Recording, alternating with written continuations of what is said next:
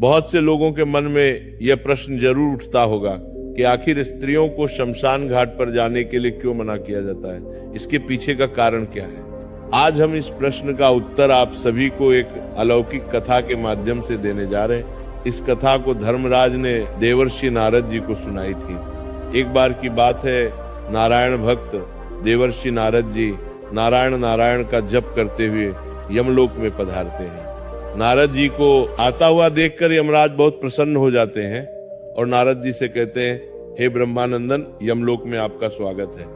कहीं आज किस प्रयोजन से यमलोक में आना हुआ? अवश्य ही आप कोई महत्वपूर्ण समाचार लेकर आए होंगे। यमराज के मुख से ये बात सुनकर देवर्षि नारद जी हाथ जोड़ते हुए कहते हैं, हे सूर्य तनय, हे दंड धारक, मैं आपको सर्वप्रथम प्रणाम करता हूँ। आज मैं आपके पास कोई समाचार लेकर नहीं आया हूँ, मैं तो आपके पास अपनी एक शंका लेकर आया हूँ। कृपया आप मेरी इस शंका का निवारण कीजिए और मेरे इस व्याकुल मन को शांत कीजिए।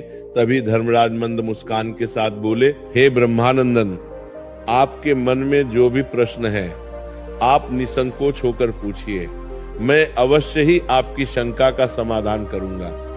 फिर देवर्षि नारद जी कहते हैं, हे सूर्य तनय धर्मराज, मेरा पहला प्रश्न यह है कि मनुष्य गरीबी से मुक्ति कैसे पा सकता है, और मेरा दूसरा प्रश्न है कि किस कारण से स्त्रियों का शमशान घाट जाना वर्जित है। देवर्षि नारद का प्रश्न सुनकर धर्मराज मुस्कुराते हुए बोले, हे देवर्षि, आज आपने समस्त मानव जाति के हित के लिए अत्यंत ही महत्वपूर्ण प्रश्न पूछा है।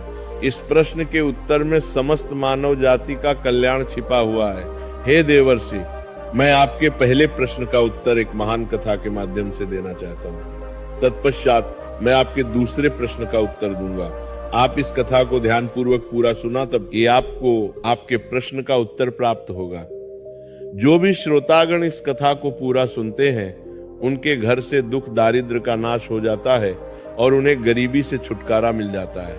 कथा प्रारंभ करते हुए धर्मराज कहते हैं, हे देवर्षि, प्राचीन समय की बात है। दक्षिण देश में एक नगर था, उसमें दौलतराम नाम का एक धनवान सेठ रहता था। उसके घर में किसी चीज की कोई कमी नहीं थी। उसका व्यापार बहुत अच्छा चल रहा था, उसका परिवार बहुत खुश रहता था। सेठ अपनी पत्नी के लिए हर महीने बहुमूल्य गहने और आभूषण खरीदता था, जिसके कारण उसकी पत्नी उससे बहुत प्रसन्न रहती थी। सेठ की पत्नी बहुत ही भोली भाली थी, उससे कोई भी प्रेम से कुछ पूछ लेता तो वो सब कुछ बता देती थी। एक दिन सेठ की पत्नी ने सेठ से पूछा, हे स्वामी, आपका व्यापार कैसा चल रहा है? आप कैसे इतना धन कमाते हो? अपनी पत्नी का ऐसा प्रश्न सुनकर सेठ ने सारी बात बता दी। सेठ ने कहा, हे प्रिय, मैं अनाज का व्यापार करता हूँ। मैं गांवों में जाकर छोटे छोटे किसानों से अनाज खरीदता हूँ और उसे महंगे दामों में शहर में बेच देता हूँ, जिसके कारण मुझे अधिक धन की प्राप्ति होती है। अपने पति की यह बात जानकर सेठानी बहुत प्रसन्न हुई। उसने सोचा, मेरे पति तो बहुत ही बुद्धिमान है, ये बात तो सारे नगर वालों को पता होनी चाहिए कि मेरे पति कितना बुद्धिमान है, जिसके कारण वह इतना ज्यादा धन कमाते। किसी ने सच ही कहा है कि स्त्रियों को बात पचती नहीं है, वह किसी न किसी रूप में अपनी बात कह देती हैं। वही हाल सेठ की पत्नी का था। अब सेठ की पत्नी ने पूरे नगर में ये बात फैला दी कि कैसे उसके पति अपनी बुद्धि का प्रयोग करके इतना धन कमाते हैं। जब ये बात नगर के लोगों को पता चली तो वे सभी भी अनाज का व्यापार करने लगे। सेठ जो पहले कम दाम में अनाज खरीदता था, अब वही अनाज उसे महंगे दामों में खरीदना पड़ता था, क्योंकि अनाज खरीदना ये वालों की संख्या ज्यादा हो गई थी। अब सेठ को व्यापार में घाटा आने लगा। धीरे धीरे वो गरीब होता गया। सेठ का व्यापार डूबने लगा। ये देखकर वो बहुत चिंतित हो गया। उसे समझ में नहीं आ रहा था कि वो क्या करे। वो चुपचाप एकांत में बैठा हुआ था। तभी द्वार पर एक साधु महात्मा भिक्षा मांगने आते हैं। साधु महात्मा की आवाज सुनकर सेठ की पत्नी ने दरवाजा खोला और साधु महात्मा को प्रणाम किया। फिर साधु महात्मा ने सेठानी से कहा, हे पुत्री, क्या मुझे भोजन मिल सकता है? मैंने कई दिनों से भोजन नहीं किया है। तभी सेठ की पत्नी ने कहा, हे ब्राह्मण देवता, आप घर के अंदर पधारिए, आपका स्वागत है। उसने साधु महात्मा को बैठने के लिए आसन दिया। फिर वो बोली, हे ब्राह्मण देवता, आप प्रतीक्षा कीजिए, मैं आपके लिए भोजन बनाकर लाती हूँ। थोड़ी देर बाद वह साधु महात्मा के लिए तरह तरह के व्यंजन बनाकर लाई और साधु महात्मा को खाने के लिए दिया। साधु महात्मा ने भोजन किया, उसके बाद विश्राम करने लगे। तभी सेठ जी वहां पर आ गए और उन्होंने साधु महात्मा को प्रणाम किया और शांत भाव से उनके समीप बैठ गए। सेठ को इस प्रकार चिंतित देख साधु महात्मा ने कहा, हे पुत्र, क्या बात है? आप अशांत लग रहे हो, तुम्हारी चिंता का क्या कारण है?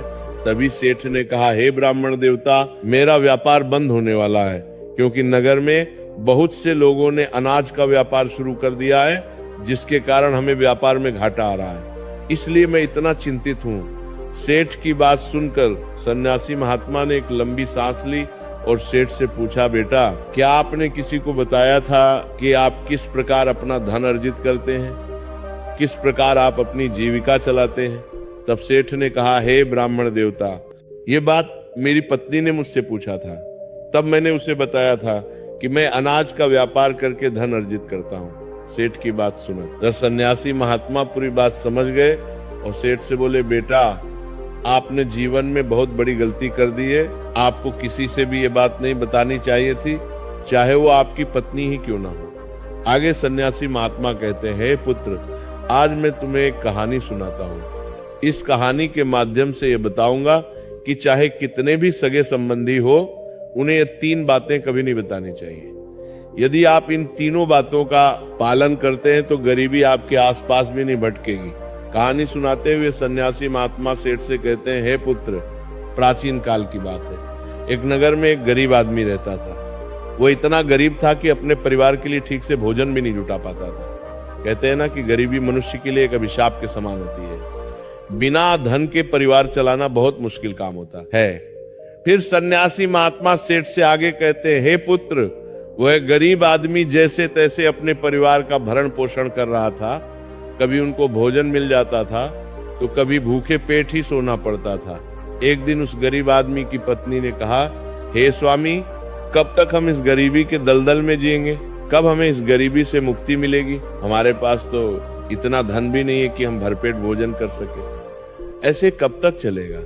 फिर उसने अपने पति से कहा, हे पतिदेव, आप धन कमाने के लिए शहर चले जाइए। पत्नी के बार बार कहने पर वह गरीब आदमी धन कमाने के उद्देश्य से शहर की ओर निकल पड़ा। वह जंगलों के रास्ते से शहर की ओर जाने लगा। चलते चलते वो एक जंगल में पहुंच गया। काफी लंबा सफर तय करने के कारण वो बहुत थक चुका था और उसे प्यास भी बहुत लग रही थी। वह जंगल में नदी की तलाश करने लगा। तभी उसे एक नदी दिखाई दी। वह नदी के पास गया और भरपेट पानी पिया और फिर से अपने गंतव्य स्थान की ओर चलने लगा। चलते चलते वो जंगल के बीचों बीच पहुंच गया। तभी उसे एक विशाल का ये वटवृक्ष दिखाई दिया, जो अपने चारों ओर एक दिव्य आभा बिखेर रहा था। उसकी शाखाएं मानो आकाश को छू रही थी और उसकी जड़ें धरती को गहराई से बांध कर रखे हुए थी। उस वृक्ष के चारों तरफ एक शांत वातावरण था और ठंडी ठंडी हवा बह रही थी। वह बेचारा गरीब आदमी उस पेड़ के नीचे बैठकर आराम करने लगा। आगे की कथा सुनाते हुए सन्यासी महात्मा सेठ से कहते हैं, हे पुत्र, वह गरीब आदमी वटवृक्ष के नीचे आराम से लेटा हुआ था। तभी उसने देखा जंगल से एक विशालकाय सर्प आया और पेड़ पर चढ़ गया। वह गरीब आदमी यह दृश्य बहुत ही खामोशी से देख रहा था और मन ही मन सोचने लगा कि यह सांप इस वटवृक्ष पर क्यों चढ़ रहा है। उसके मन में यह जानने की उत्सुकता हुई और वह उस सांप के पीछे पीछे पेड़ पर चढ़ने लगा। तभी उसकी नजर पेड़ की डाल पर पड़ी, जिसके ऊपर तोता और मैना का घोंसला था।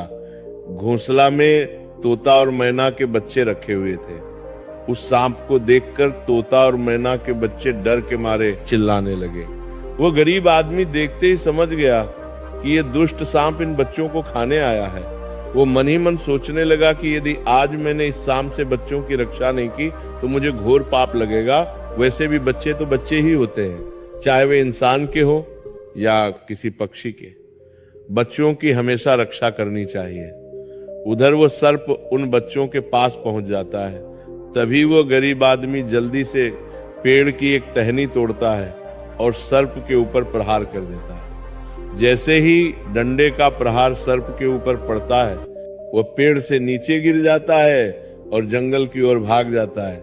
फिर वह गरीब आदमी उसी वटवृक्ष के नीचे आकर लेट गया उधर तोता और मैना के बच्चे अपनी रक्षा करने वाले उस गरीब आदमी को भगवान का रूप समझकर मन से दुआएं देने लगे। उसी समय तोता और मैना अपने बच्चों के लिए जंगल से दाना लेकर आ जाते हैं। अपने माता पिता को पास आया देख तोता और मैना के बच्चे बहुत खुश होते हैं और उन्हें पूरी घटना बताते हैं और कहते हैं, हे माँ, इस वृक्ष के नीचे जो मनुष्य विश्राम कर रहा है वह हमारे लिए ईश्वर का रूप बनकर आया था, जिसने हम सबको सर्प का आहार बनने से बचाया है। इसी मनुष्य ने उस भयानक सर्प को मारकर भगाया था और हमारे प्राण बचाए। हम इसके कर्जदार हो गए हैं। अगर ये मनुष्य उस सर्प को नहीं मारता तो आज हम काल के गाल में समा चुके होते। आज से हम सब इसके आभारी हो गए।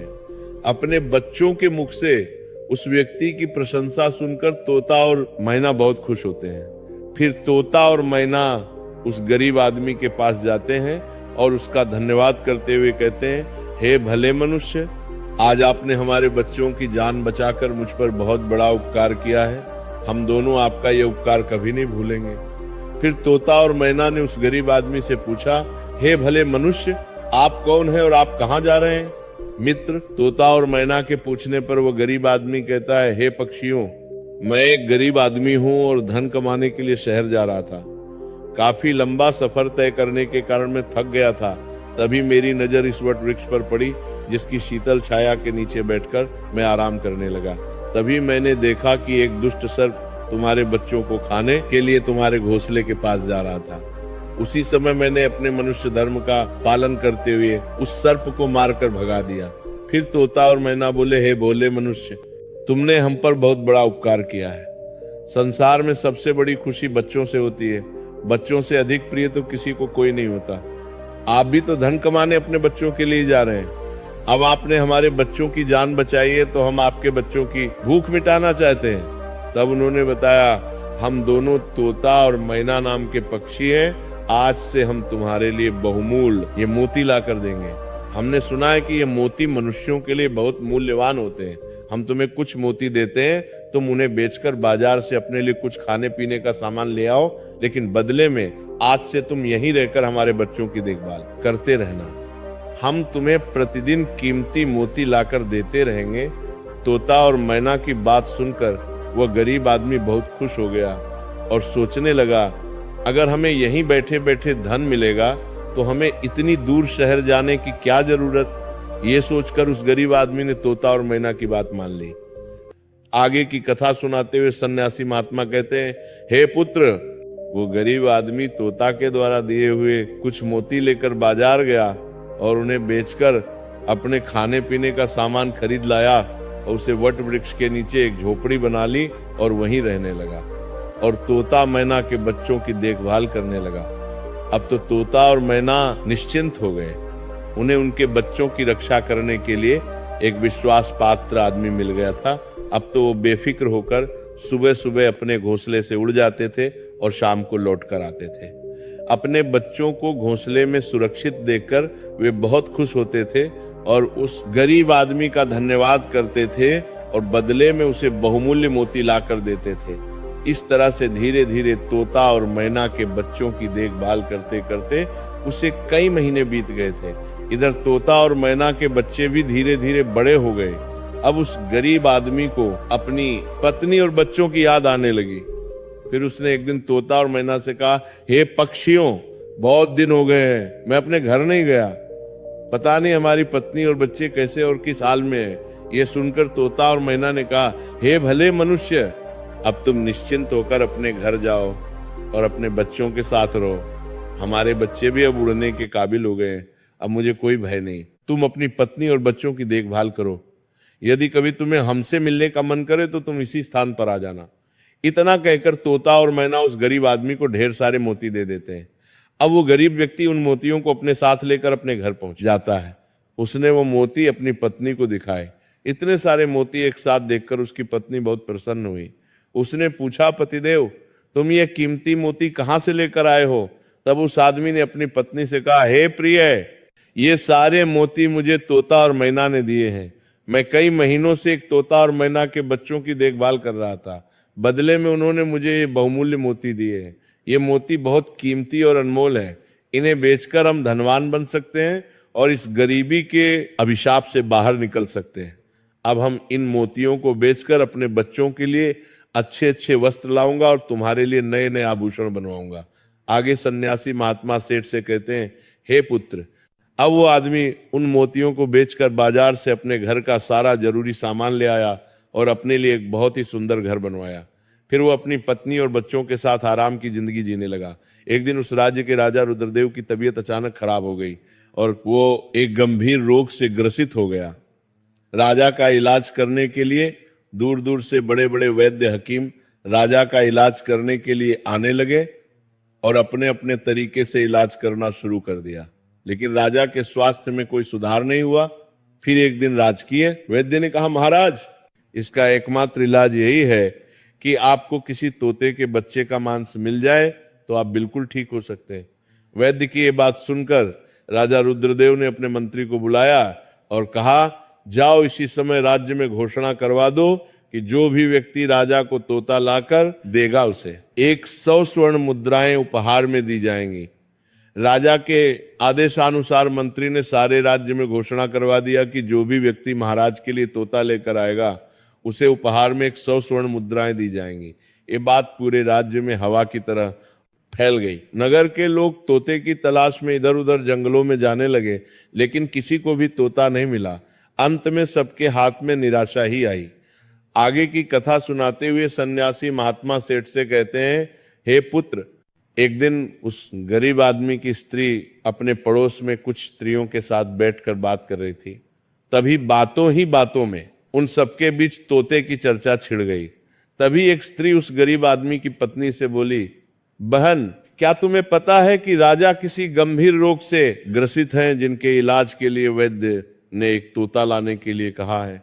वैद्य के कहने पर राजा साहब ने तोते का बच्चा लाने का आदेश दिया है और साथ में यह भी कहा है कि जो भी तोते का बच्चा लेकर आएगा उसे वह 100 स्वर्ण मुद्राएं उपहार में देंगे। आगे वह कहती है, हे बहन, तोता लाना कोई आसान काम नहीं है।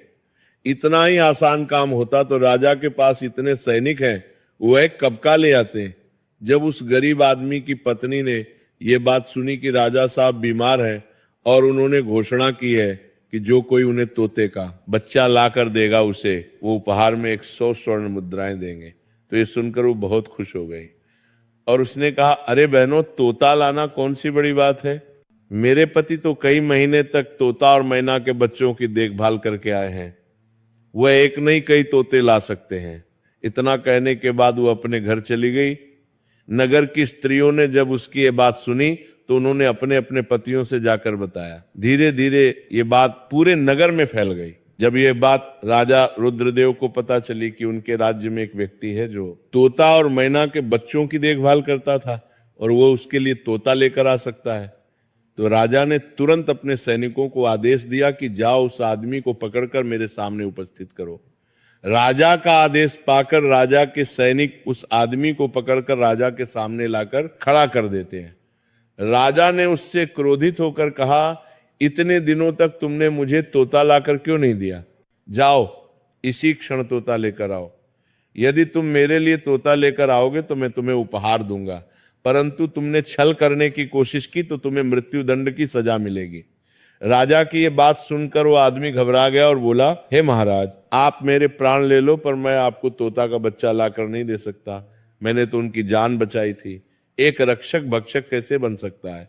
उसकी इस बात को सुनकर राजा रुद्रदेव उस पर क्रोधित होते हुए बोले, अगर तुमने हमारी बात नहीं मानी और तोता का बच्चा लाकर नहीं दिया तो हम तुम्हारी पत्नी और बच्चों को मरवा देंगे।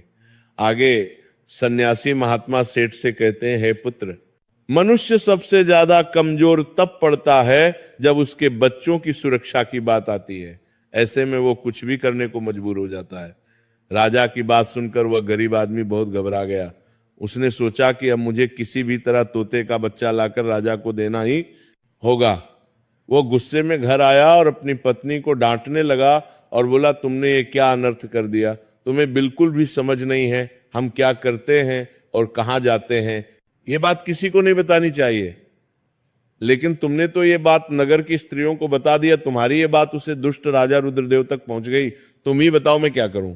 जिस तोता और मैना के बदौलत आज हमें खाने को भोजन, रहने को नया घर और पहनने को अच्छे वस्त्र मिले हैं, जिनके कारण हम गरीबी के दलदल से बाहर निकले। मैं उनके साथ इतना बड़ा धोखा कैसे कर सकता हूं? तुमने ये बात उन महिलाओं को बताकर बहुत बड़ी भूल की है। फिर जब उसका गुस्सा शांत हुआ तो उसने अपनी पत्नी को समझाते हुए कहा, प्रिय, अपने घर की कुछ बातें दूसरों से कभी नहीं कहनी चाहिए। पहली बात, आपके घर में कितना धन है और आपकी कमाई का स्रोत क्या है, ये बातें दूसरों से कभी नहीं बतानी चाहिए। दूसरी बात, घर में आपसी प्रेम की बातें, पति पत्नी के प्रेम की बातें बाहर वालों के सामने नहीं करनी चाहिए।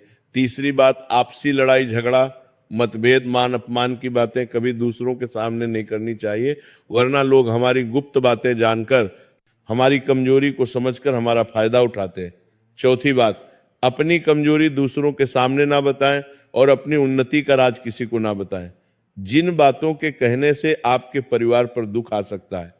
आगे सन्यासी महात्मा सेठ से कहते हैं, पुत्र, इन बातों के अतिरिक्त मनुष्य को उन बातों को अपनी स्त्री से नहीं बतानी चाहिए जिन बातों से घर की मान प्रतिष्ठा नष्ट होती हो, परिवार पर संकट आता हो, किसी की जान जाती हो, परिवार में फूट पड़ती हो या आपके रिश्ते खराब होते हो। क्योंकि कहते हैं कि स्त्रियों के पेट में इस तरह की बातें पचती नहीं है, वो बहुत जल्दी प्रसन्न होकर दूसरों के सामने सब बातें बोल देती हैं। आगे सन्यासी महात्मा कहते हैं, पुत्र, वह गरीब आदमी अपनी पत्नी से बोला, हे प्रिय, तुम्हारी ये एक गलती आज हमारे परिवार को मौत के मुंह में डाल रही है। यदि तुमने इस बात को छुपा लिया होता तो आज हम निर्भय होकर अपने घर में खुशहाल जीवन व्यतीत कर रहे होते। अब राजा की आज्ञा है तो तोता का बच्चा लाकर राजा को देना ही पड़ेगा। यदि मैंने उनके आदेश की अवहेलना की तो वो पूरे परिवार को मृत्यु दंड दे देंगे। इस पाप के लिए भगवान मुझे कभी माफ नहीं करेंगे।